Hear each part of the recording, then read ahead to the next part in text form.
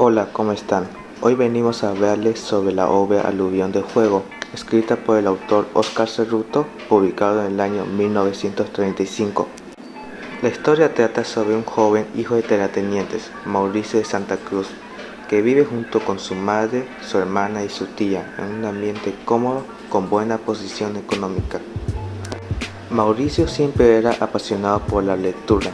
Leía cada libro que encontraba, yoga heroica para su sensibilidad, mutilaban su acción y retenían su palabra. Siempre se sentaba en el balcón al atardecer para disfrutar de su lectura. Poco a poco su vida comienza a cambiar cuando va con su madre y su tía a una hacienda en las afueras de La Paz. Mauricio veía cómo ellas maltrataban a todos sus empleados, que eran básicamente indígenas recibiendo injusticias por parte de sus amos, haciéndolo ver a Mauricio la extensa brecha de desigualdad entre blancos e indios. Cansado de esta injusticia y viendo cómo un administrador golpeaba a un indio, Mauricio decidió intervenir, aunque eso le haya costado una llamada de atención por parte de su madre y tía, indicándole que el indio se merece por traicionero y delincuente, dejando ver el odio de su madre y tía hacia el indio. Tiempo después, Mauricio caminaba por las frías calles de La Paz, viendo a la gente a su alrededor que tenían cara de preocupación. Voces confusas y alborotadas llegaban desde cualquier lugar. Llegó a la plaza donde había una gran cantidad de personas exigiendo la guerra. La guerra por el Chaco había comenzado.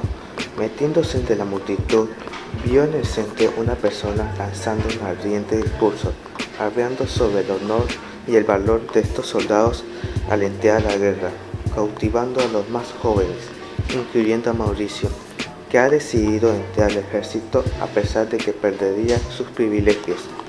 Su madre, al enterarse de tal decisión, se negó rotundamente, aunque poco pudo hacer. La decisión ya está tomada.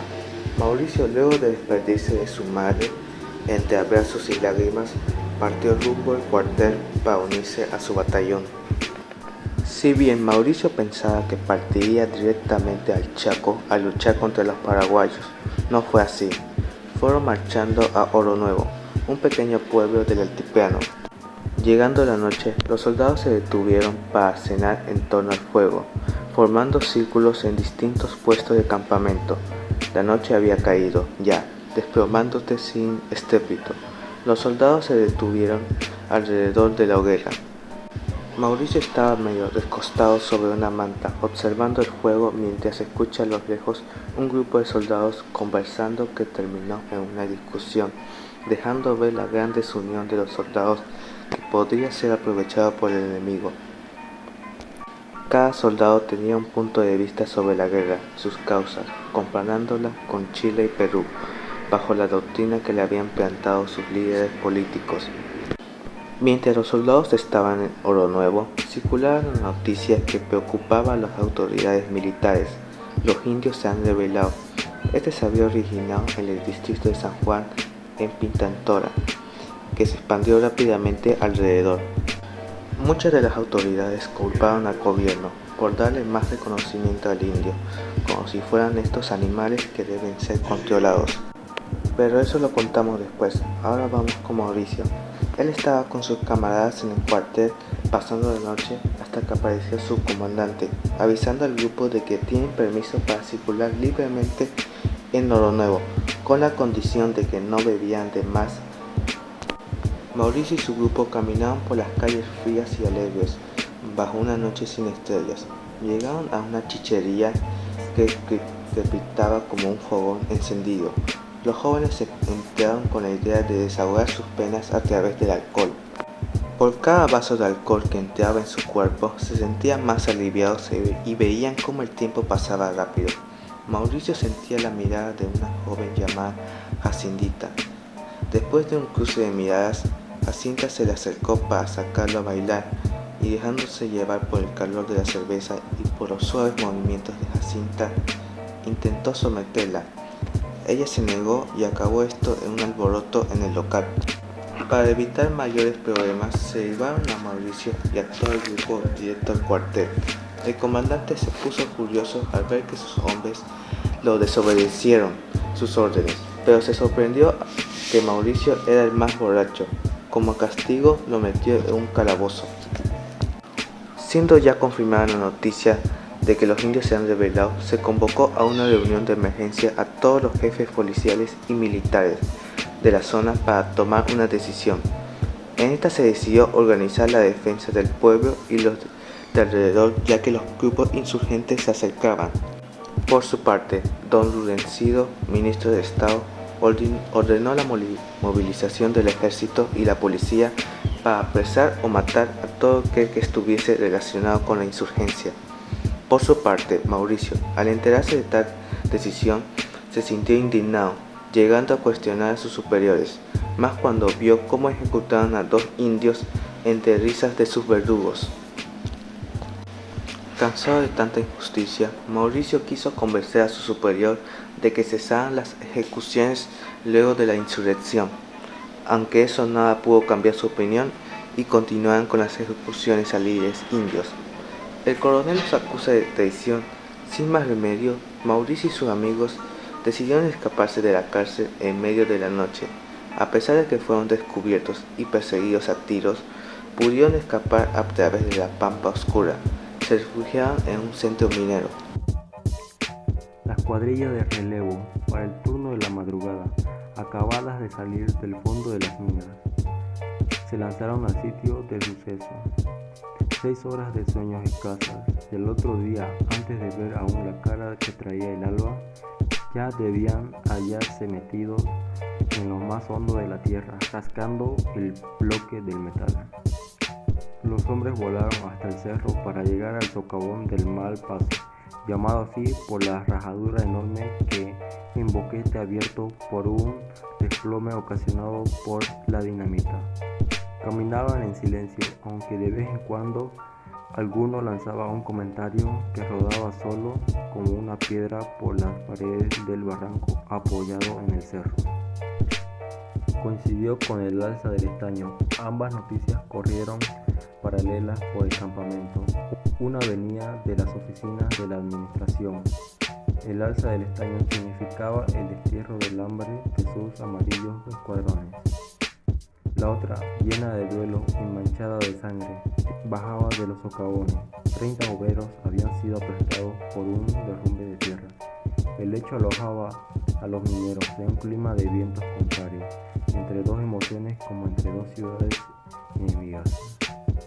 Algunas mujeres se habían alborotado al saber ante lo del estaño, pero enseguida escucharon el fúnebre repique de la campana que anunciaba los accidentes y estaban como avergonzadas. Corrían la gente, saliendo de sus covachas, formando grupos y cruzaban el aire las preguntas como saetas de la angustia. Las mujeres lloraban con lágrimas fáciles, habituadas a rodar en la máscara de su duelo. Los niños las imitaban con esa solidaridad sin emoción de los rapaces pobres. El cielo se fue pegando más a la tierra. Grillos y curucutús chillaban un canto serruchado en el silencio. Y la noche de agujas tenaces, la noche adversa, comenzaba a salir hermosamente de los socavones. Un cordón de soldados de la policía minera cerraba la entrada de la bocamina y trataba de imponer el silencio a culatazos entre la multitud. El grupo se internó sobre la tierra caliente del socavón. Algunos hombres endurecidos en la frecuentación de la tragedia decían de vez en cuando una palabra cualquiera, y solo el administrador Gandaria se atrevía, como siempre, a echar toda la culpa del suceso a los trabajadores. En eso llegó el intendente don Ruperto Limari, acompañado del médico de Bajería, el doctor Lisandro Vila, del juez parroquial, doctor Florencio Ramos y de su secretario Telesforo Avendaño. Gandaria les explicaba el accidente entre sonrisas y palmaditas sin concederle importancia. Las viviendas para los trabajadores con familia estaban divididas en dependencias angostas como cubiles de topo, unos pocos metros cuadrados donde debían haciendarse 6 a 8 personas y que hacía de cocina, de alcoba y a veces de hospital. La guerra lograría un cambio en la conciencia del combatiente que se materializaría en la conciencia de clase. y, en el caso de los indígenas, en el abandono de las conciencias de etnia. En las minas del Altiplano es donde Mauricio Santa Cruz se transformaría en Laurencio Peña.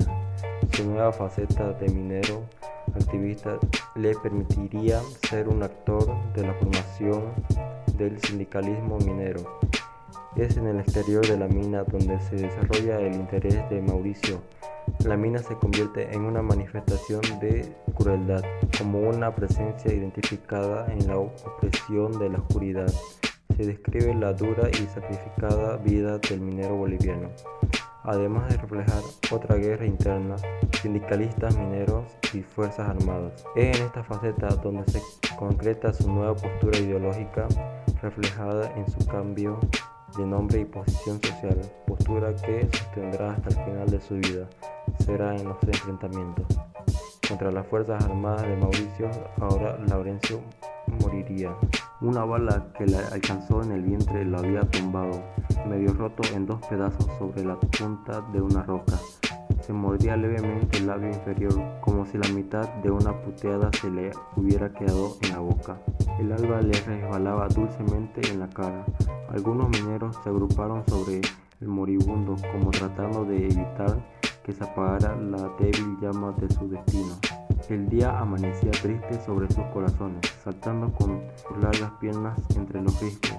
Estanislao, el coto, fue a instalarse en la punta más alta del peñasco, de cara al cielo.